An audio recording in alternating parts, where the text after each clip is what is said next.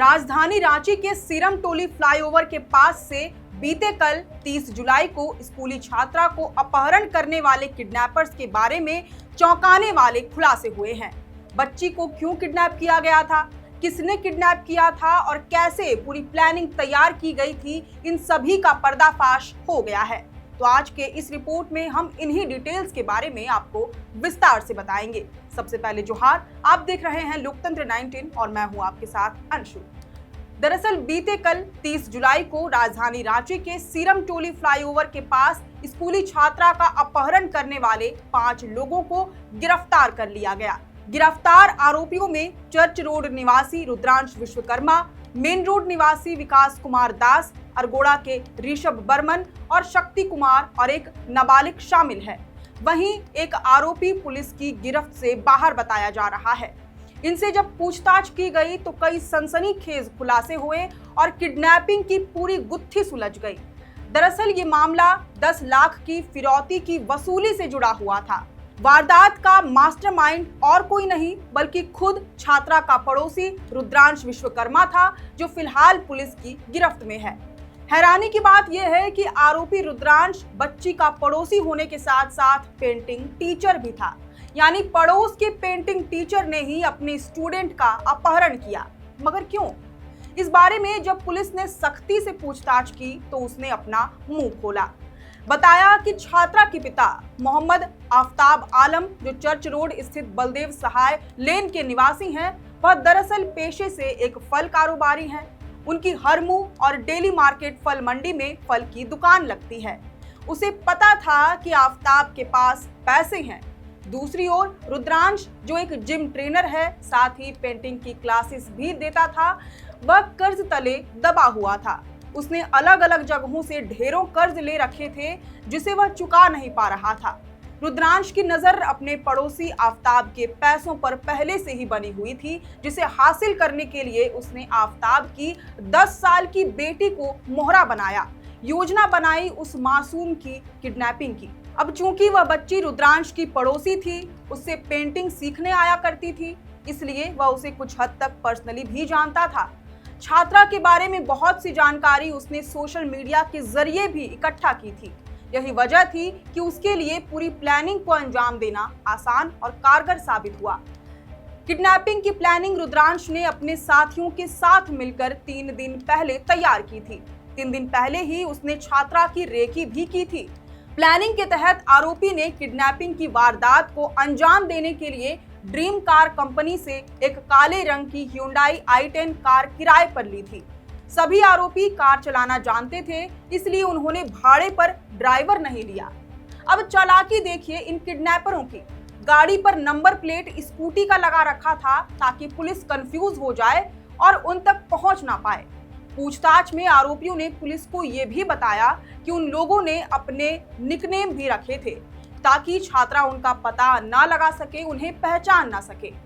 छात्रा के सामने रुद्रांश खुद को हसीबुल्ला, विकास को सन्नी, ऋषभ को बिट्टू और शक्ति को प्रीतम के नाम से बुला रहा था।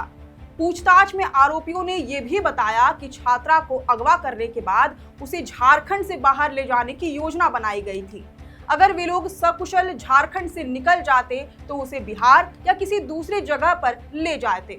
इसके बाद छात्रा के पिता से फिरौती मांगी जाती। अब एक बार फिर से कल की वारदात पर नजर डालते हैं, ताकि आप वारदात की एक एक कड़ी को जोड़ पाएं, साथ ही जो अपडेटेड जानकारियां आई हैं उससे भी रूबरू हो पाए। 30 जुलाई की सुबह 7 बजे का समय, आफ्ताब आलम की 10 वर्षीय बेटी, उनकी 2 भतीजी और एक बच्चे के साथ ई रिक्शा में बैठकर डोरंडा स्थित बिशप वेस्टकॉट स्कूल जा रही होती है। 7:27 पर सीरम टोली फ्लाईओवर पर जैसे ही ई रिक्शा स्टेशन रोड के ऊपर पहुंचा, पीछे से एक कार ने टक्कर मारी। टोटो के रुकते ही कार में सवार 4 में से 2 युवक नीचे उतरते हैं। दोनों के हाथों में हथियार होते हैं। दोनों ने 2 राउंड फायरिंग की, फिर बच्ची को टोटो से उतारकर कार में डाल लिया, उसका चेहरा ढक दिया और फरार हो गए। घटना के समय बच्ची के स्कूल की ही एक शिक्षिका वहां से गुजर रही होती है। अपराधी जैसे ही बच्ची को लेकर भागे, शिक्षिका तत्काल वहां पहुंची। 7:29 पर शिक्षिका ने ई रिक्शा में बैठे दूसरे बच्चों से मोबाइल नंबर लेकर उनके परिजनों को सूचित किया। इधर टोटो चालक भी भागते हुए कुछ दूर पर खड़ी पीसीआर वैन के पास पहुंचा और पुलिस को पूरी घटना की जानकारी दी। पुलिस और परिजन तत्काल मौके पर पहुंचे। पीसीआर ने तुरंत वायरलेस पर वरीय अधिकारियों को घटना की जानकारी दी। इसके बाद पुलिस महकमा पूरी तरह सक्रिय हो गया। आसपास के जिलों की पुलिस को हाई अलर्ट मोड पर डाल दिया गया। जगह जगह जांच शुरू कर दी गई। रांची के सभी थानों में नाकेबंदी कर दी गई। इसी बीच मांडू थाना प्रभारी सदानंद ने एक कार को तेजी से भागते हुए देखा। शक की बुनियाद पर उन्होंने कार का पीछा करना शुरू कर दिया। पुलिस को देख अपराधी कुजू की ओर तेजी से भागने लगे। पुलिस ने पीछा करना जारी रखा। ये देखकर अपराधियों ने बैंक ऑफ बड़ौदा की कुजू ब्रांच के पास सुबह करीब 10:30 बजे बच्ची को गाड़ी से उतार दिया और भाग निकले। तब तक कुजू ओपी प्रभारी आशुतोष कुमार भी वहां पहुंच गए थे। दोनों ने बच्ची को घटना के 3 घंटे के भीतर सुरक्षित बरामद कर रामगढ़ एसपी अजय कुमार के पास पहुंचा दिया। वहां बच्ची ने एसपी को पूरी घटना की जानकारी दी। इसके बाद गोला सिकिदरी मार्ग पर घेराबंदी कर कार सहित 4 किडनैपर्स सहित एक नाबालिग को गिरफ्तार कर लिया गया। उनके पास से पुलिस ने घटना में प्रयुक्त हुंडई i10 कार, एक देसी पिस्टल, एक देसी कट्टा, 2 जिंदा गोली, एक खोखा, 2 स्मार्टफोन, 5200 रुपए नकद बरामद किया है। पूछताछ में किडनैपरों ने स्वीकार किया कि ये सब छात्रा के पिता आफ्ताब आलम से 10 लाख की फिरौती वसूलने के लिए किया गया था। हालांकि छात्रा के पिता अगर उन्हें 5 लाख रुपए भी दे देते तो भी वे मान जाते और बच्ची को छोड़ देते। वहीं दूसरी ओर इस अपहरण की वारदात ने बच्ची को सदमे में डाल दिया था। जब उसे अपराधियों से छुड़ाकर थाना लाया गया तब वह बेहद घबराई हुई थी। उसे बहुत भूख भी लग रही थी। रामगढ़ एसपी अजय कुमार ने बच्ची को खाना खिलाया। उसके बाद बच्ची के परिजन भी थाने पहुंचे। अपनी बेटी को सकुशल पाकर उनकी खुशी का ठिकाना नहीं था। बहरहाल इस पूरी घटना ने पुलिस की एक बेहतरीन कार्यशैली की मिसाल पेश की है। जो सक्रियता और तत्परता पुलिस ने दिखाई वह वाकई काबिले तारीफ रही। भविष्य में भी पुलिस महकमे से ऐसी ही सक्रियता की उम्मीद रहेगी। खैर, अब इस पूरी घटना पर आपकी क्या राय है, यह हमें कमेंट करके जरूर बताएं। अगर आपको ये पूरी विस्तृत जानकारी पसंद आई हो तो इस रिपोर्ट को, इस वीडियो को जरूर से लाइक और शेयर करें।